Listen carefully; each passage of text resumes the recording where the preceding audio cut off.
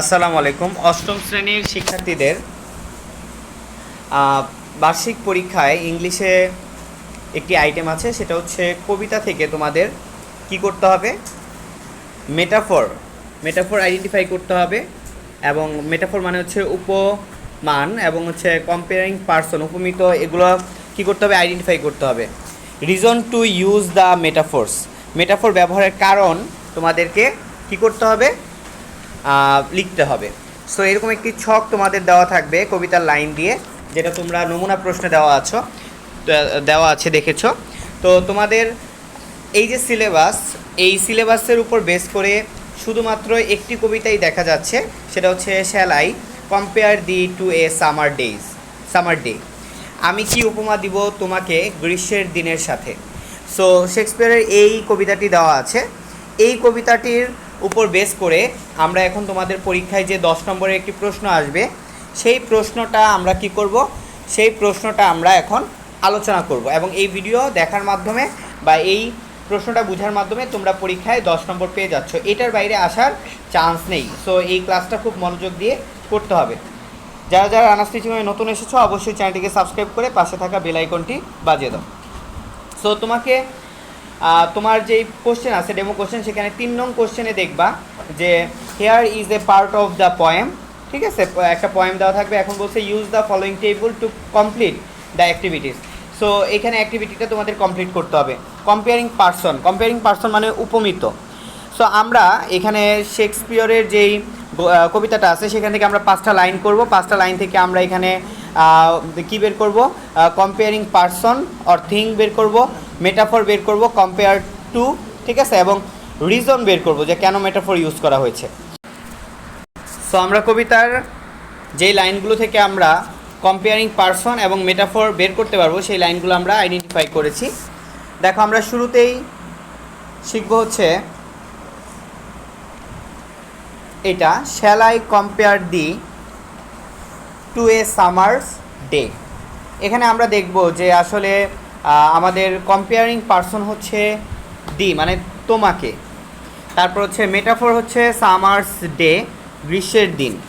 এখানে কেন, মানে মেটাফরটা কেন ইউজ করা হয়েছে দেখো, to compare the beauty of his beloved, তার প্রিয়তমার সৌন্দর্যকে তুলনা করার জন্য, এই লাইনটা মানে এই মেটাফরটা ইউজ করা হয়েছে। তারপর দেখো কি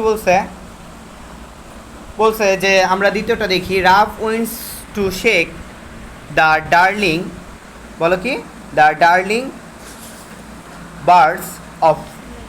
বার্ডস অফ মে।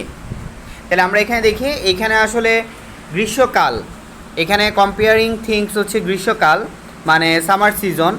আর একটা বিষয় সেটা হচ্ছে দেখো যে মেটাফর যেটা, সেটা হচ্ছে এখানে আছে ডার্লিং বার্ডস মানে মনোরম কুড়ি।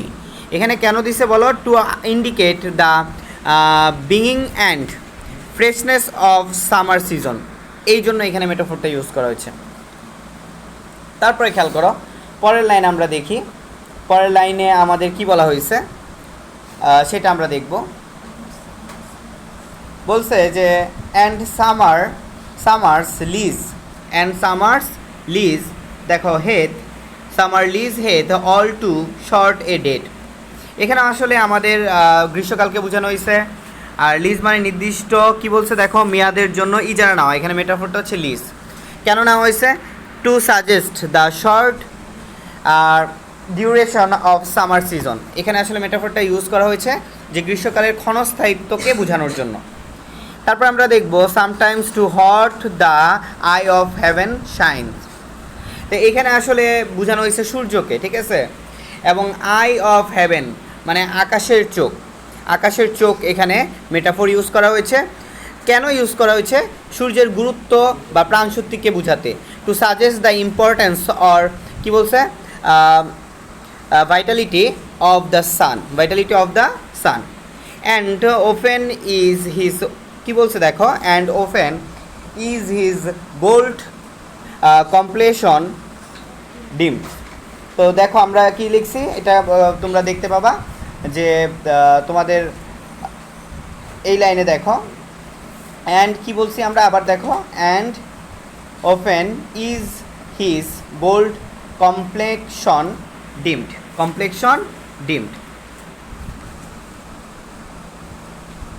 সো এইখানে আমরা দেখো মূলত ইউজ করা হয়েছে দ্য লাইট অফ সান, সূর্যের আলো। আর এখানে আসলে তোমাদের যেই ইয়াটা ইউজ করা হয়েছে, মেটাফোরটা ইউজ করা হয়েছে কম্পেয়ার টু, আসলে এই মেটাফোরটা হচ্ছে কি দেখো, কমপ্লেকশন, বলো কি কমপ্লেকশন। তারপরে দেখো কেন ইউজ করা হয়েছে, টু মিন দ্য দেখো ব্রাইটনেস অফ দ্য সান, সূর্যের উজ্জ্বলতা বোঝাতে এটা ব্যবহার করেছে। সো এইটাই হুবহু আসার চান্স আছে, অর্থাৎ এখানে এই 5টা লাইন দেওয়া থাকবে না, তোমাকে এই 5টা লাইন আইডেন্টিফাই করে দিলাম এবং এই 5টা লাইন থেকে তুমি এই যে কম্পেয়ারিং পারসন, মেটাফোর, রিজন, এই জিনিসগুলো সুন্দর করে দিয়ে দিবা, তাহলে তুমি 10 পেয়ে যাবা। সো আশা করি তোমরা বুঝতে পেরেছো। আজকের মতো আল্লাহ হাফেজ, আসসালামু আলাইকুম।